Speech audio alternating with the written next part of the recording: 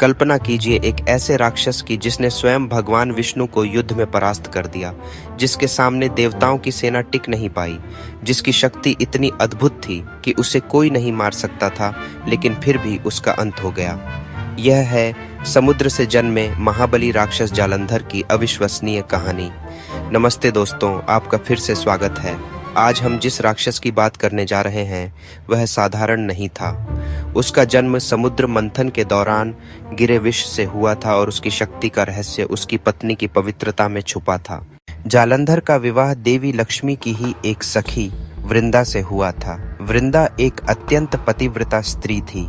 उसकी पवित्रता और भक्ति के कारण ही जालंधर को इतनी शक्ति मिली हुई थी कि उसे कोई देवता या राक्षस पराजित नहीं कर सकता था। उसकी शक्ति का स्रोत उसकी पत्नी का सतीत्व था। अपनी इसी शक्ति के मद में चूर होकर जालंधर ने स्वर्गलोक पर आक्रमण कर दिया। देवताओं की सेना उसके सामने टिक नहीं पाई, यहाँ तक कि भगवान विष्णु को भी उससे युद्ध करना पड़ा और अकल्पनीय रूप से जालंधर ने भगवान विष्णु को भी युद्ध में हरा दिया। यह समाचार सुनकर सभी देवता भगवान शिव के पास पहुंचे। उन्होंने कहा, हे महादेव, अब केवल आप ही हैं जो इस राक्षस का अंत कर सकते हैं। भगवान शिव जानते थे कि जालंधर को सीधे युद्ध में नहीं हराया जा सकता। उसकी शक्ति का रहस्य उसकी पत्नी वृंदा की पवित्रता में छुपा है। जब तक वृंदा का सतीत्व भंग नहीं होगा तब तक जालंधर अजेय रहेगा। तब भगवान शिव ने एक योजना बनाई। उन्होंने भगवान विष्णु से कहा कि वे जालंधर का रूप धारण करके वृंदा के पास जाएं और उसके सतीत्व को भंग करें। भगवान विष्णु ने ऐसा ही किया। उन्होंने जालंधर का पूरा रूप धारण किया और वृंदा के आश्रम में पहुंच गए। वृंदा ने उन्हें अपना पति समझकर उनका स्वागत किया। इस तरह अनजाने में वृंदा का सतीत्व भंग हो गया।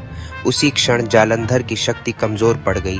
भगवान शिव ने तुरंत उस पर अपना त्रिशूल चलाया और उसका सिर धड़ से अलग कर दिया। लेकिन कहानी यहाँ खत्म नहीं होती। जब वृंदा को पता चला कि उसके साथ छल हुआ है तो उसने क्रोध में आकर भगवान विष्णु को पत्थर का बन जाने का श्राप दे दिया। बाद में जब वृंदा का क्रोध शांत हुआ और उसे सच्चाई का पता चला तो उसने अपने प्राण त्याग दिए और अपने पति के साथ सती हो गई। भगवान विष्णु ने उसकी भक्ति से प्रसन्न होकर उसे वरदान दिया कि अगले जन्म में वह उनकी पत्नी लक्ष्मी का अंश बनेगी। आज भी वृंदा के नाम पर तुलसी का पौधा पूजा जाता है।